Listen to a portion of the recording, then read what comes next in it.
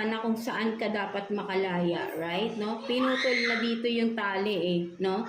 Yung tali na nagpapabigat sa'yo, no? Something like that, no? So, sinasabi ni universe dito na wala na, no? You are being detached or no string attached literally, no?